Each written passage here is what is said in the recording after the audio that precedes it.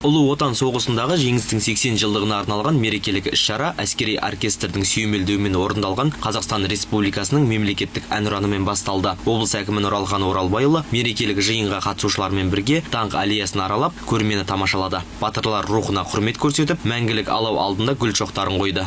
Биыл ұлы жеңістің 80 жылына толып отыр. Екінші дүниежүзілік соғыста қазақ халқы ерекше ерлігімен көзге түсті. Елде қалған жерлестеріміз тылда аянбай еңбек етті. Осылайша адамзатқа қауіп төндірген соғысты тоқтатуға қазақ халқы да өз зор үлесін қосты. Жеңіс күні батырларды еске алып, ерлігін ұлықтайтын күн.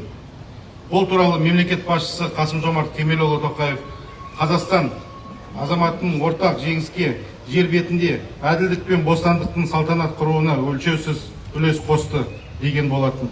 Сондықтан Ұлы отан соғысының ардагерлеріне құрмет көрсету, ерліктерін келешек ұрпаққа үлгі ету баршамызға ортақ міндет. Ардақты ағайын, 20 ғасырда бұл соғыс миллиондаған өмірді қиып, адамзатқа орын толмас қайғы алып келді.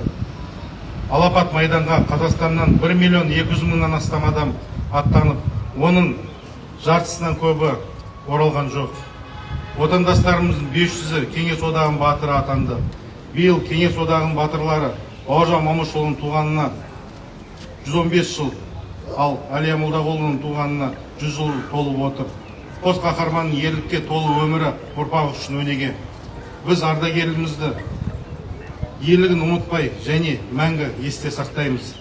Алапат майданға оңтүстік өңірден 140 мыңнан астам азамат аттанып, отанды қорғады. Бүгінде облыста Ұлы отан соғысының 8 ардагері бар. Қарт майдангерлерге мемлекет тарапынан тұрақты түрде қолдау көрсетілуде. Олардың қатарында тыл ардагерлері, Ұлы отан соғысының қатысушыларына теңестірілген 3 мыңнан астам ардагер бар.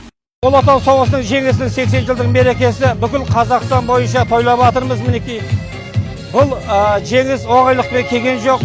Ата-бабаларымыз осы бейбітшілік заманға жету үшін қанша қан төкті, қаншасы сол соғыста шейіт болып, қайтыс болып кетті. Мінекей біз солардың ұрпағымыз. Құда қаласа мінекей енді бұндай соғыс болмасын елімізде, бейбітшілік заман болсын.